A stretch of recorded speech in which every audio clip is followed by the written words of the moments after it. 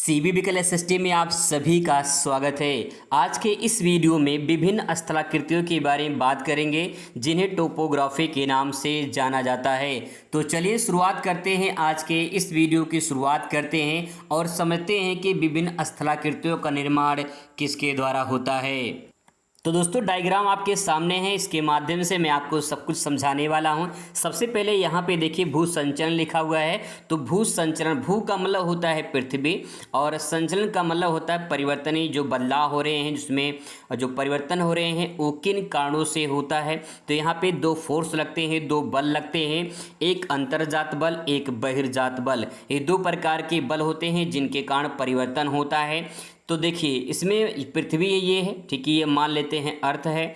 अब इस अर्थ में देखिए जब इसके आंतरिक हलचलों मतलब आंतरिक भागों में कुछ परिवर्तन होता है तो उसे अंतर्जात बल कहते हैं, और इसके जब यहाँ बाह्य वाले पार्ट में कुछ परिवर्तन होता है तो उसे हम बहिर्जात बल कहते हैं। तो यहाँ पे ये समझने वाली बात ये है कि इसमें जो बल लगते हैं वो दो प्रकार से लगते हैं, एक अंतर्जात बल, दूसरा बहिर्जात बल। अब बात करते हैं अंतर्जात बल के बारे में। तो अंतर्जात जो बल होता है ये दीर्घकालिक होता है और आकस्मिक भी होता है। तो दो प्रकार से दीर्घकालिक और आकस्मिक। दीर्घकालिक का मतलब ये होता है कि जब कोई फोर्स लंबे टाइम के बाद लगता है तो उसे दीर्घकालिक कहते हैं, और आकस्मिक मतलब कि भाई कोई अचानक घटना घट जाती है तो उसे आकस्मिक के नाम से जाना जाता है। वही बात करें अब बहिर्जात की, तो बहिर्जात में इसे अनाच्छादन के भागों में डिवाइड करेंगे, और अनाच्छादन दो प्रकार के होते हैं, एक अपक्षय, दूसरा अपर्दन होता है। अपक्षय का मतलब होता है चट्टानों को टूटने की जो प्रक्रिया होती है उसी को अपक्षय कहा जाता है, और अपर्दन का मतलब कटाव होता है, जब चट्टानें कटकर एक स्थान से दूसरे स्थान पर चली जाती हैं तो उस प्रक्रिया को अपर्दन कहा जाता है। अपक्षय जो होता है वो तीन प्रकार का होता है, जैसे भौतिक या यांत्रिक अपक्षय कहते हैं, और दूसरा होता है रासायनिक अपक्षय, और तीसरा होता है जैविक अपक्षय। ये तो बात हो गई अपक्षय के प्रकार के बारे में। अब आइए इसको डिटेल में और समझने की कोशिश करते हैं। सबसे पहले दोस्तों बात करते हैं कि अपर्दन के द्वारा जो है कौन कौन सी स्थलाकृतियों का निर्माण होता है उसको समझते हैं। तो देखिए अपर्दन का मतलब ये होता है कटाव। कटाव किसके द्वारा होता है? तो जवाब होगा बहते हुए जल, यानी जब पानी बहता है तो उसके द्वारा मिट्टी का कटाव होता है। दूसरा पवन, यानी जब हवा चलती है तो धरातल की जो ऊपरी परत होती है उसकी ऊपरी परत जो है जिसे धूल मिट्टी उड़ती है, तो इसका मतलब ये है कि ऊपरी सतह का कटाव होता है, तो वहाँ पे अपर्दन होता है। तो पवनों के द्वारा भी अपर्दन होता है। इसके बाद हिमानियाँ, हिमानियों के द्वारा अपर्दन, यानी हिमानियाँ जो बर्फ़ होती हैं, बर्फ़ पिघलते हैं, ग्लेशियर पिघलता है तो उसमें पिघलकर एक स्थान से दूसरे स्थान पर जाता है तो उसे हिमानी द्वारा अपर्दन कह सकते हैं। इसके बाद जो है सागरीय तरंगों, सागरीय तरंगों के द्वारा जो है लहर उत्पन्न होता है, उसमें जो तरंग उत्पन्न होती है उसके द्वारा भी अपर्दन होता है। तो ये कुछ पॉइंट है जिनके द्वारा अपर्दन यहाँ पे होता है। अब बात करते हैं स्थलाकृतियों के बारे में। तो देखिए नदी द्वारा जो है अब बहते हुए जल द्वारा जो है निर्मित स्थलाकृतियाँ, इनका निर्माण होता है। पवन द्वारा भी निर्मित स्थलाकृतियों का निर्माण होता है, और हिमानी द्वारा भी इनके द्वारा निर्मित स्थलाकृतियों का निर्माण होता है। कौन कौन सी स्थलाकृतियाँ बनती हैं अब उनके बारे में चर्चा करते हैं। तो दोस्तों आपके सामने पहला पॉइंट यहाँ पे आ चुका है, नदी द्वारा निर्मित स्थलाकृतियाँ, यानी जब नदी बहती है तो बहने के साथ अपर्दन होता है, और अपर्दन के बाद जो स्थलाकृतियों का निर्माण होता है। स्थलाकृति का मतलब ये है कि स्थल का जो आकार बनता है वो किन किन आकारों में डिवाइड होता है उनको समझते हैं। तो देखिए नदी जब बहती है तो तीन अवस्था में बहती है, युवावस्था, प्रौढ़ावस्था और वृद्धावस्था। देखिए सिंपल सी बात है, आपकी जो अवस्था है वो युवा अवस्था में है। युवा अवस्था में जोश होता है, उमंग होता है, चाहत होती है, जुनून होता है कुछ करने की। इसका मतलब ये है कि जब नदी युवा अवस्था में होती है तो बहुत कटाव करती है, क्योंकि जोश होता है, जुनून होता है, नदी जो है उफान पर होती है और बहुत जो है अपर्दन करके चलती है। तो ये यहाँ पे जब नदी बहती है तो युवा अवस्था में ज़्यादा अपर्दन होता है, जिसमें बी आकार की घाटी का निर्माण बनता है। आई आकार की घाटी का भी नाम सुना होगा, यू आकार की घाटी का निर्माण करती है।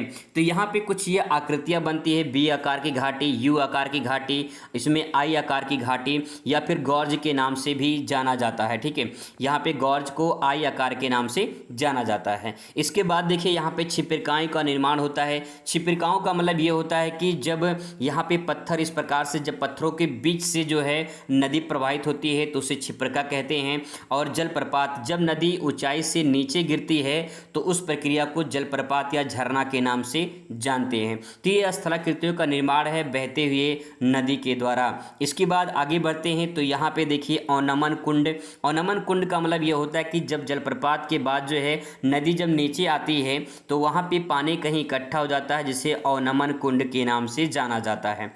इसके बाद जलोढ़ शंकु बनता है, जहाँ पे इस प्रकार से संरचना दिखाई देती है उसे जलोढ़ शंकु के नाम से जाना जाता है। मतलब यहाँ पे जो छोटे छोटे गुलास होते जो पत्थर के टुकड़े होते हैं वो इस प्रकार से जमा हो जाते हैं तो उसे जलोढ़ शंकु के नाम से, यानी शंकु के आकार में बन जाता है तो उसे शंकु के नाम से जानते हैं। इसके बाद गोखर झील का निर्माण करता है। गोखुर का मतलब होता है गौ खुर लिखा हुआ है, यानी गाय के खुर के समान झील का निर्माण होता है तो उसे गोखुर झील का निर्माण करते हैं।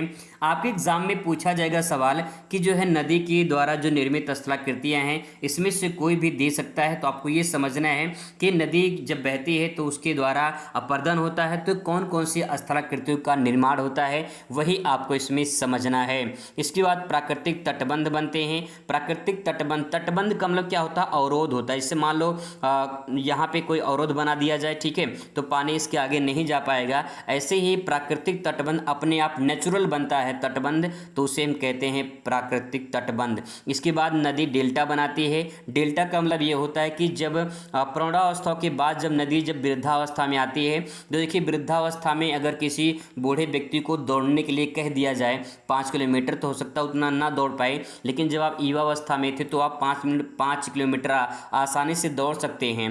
प्रौढ़ावस्था में थोड़ी सी हालत डाउन हो जाती है, लेकिन वृद्धावस्था में और हालत डाउन हो जाती है। इसका मतलब ये है कि जब नदी जब समुद्र में मिलती है तो मिलने से पहले जो उसके अवसाद होते हैं, क्योंकि नदी समुद्र में मिलने से पहले एकदम धीमी हो जाती है, उसकी गति मंद हो जाती है, तो उसके अवसाद कहीं जा नहीं पाते हैं, तो समुद्र के तट पर ही वहाँ पे जमा हो जाते हैं और इस प्रकार की जो संरचना होती है उसी को डेल्टा के नाम से जाना जाता है। तो ये 3 अवस्थाओं में नदी बहती है और 3 अवस्थाओं में विभिन्न प्रकार के स्थलाकृतियों का निर्माण करती है। तो आप इस बात को आसानी से समझ सकते हैं। अब आइए दोस्तों इसी चीज़ को और डिटेल में समझते हैं। युवावस्था में जब नदी बहती है तो फिर वी आकार घाटी, यू आकार घाटी, आई आकार की घाटी या फिर गॉर्ज का निर्माण कैसे करती है उसको भी डिटेल में समझने की कोशिश करते हैं।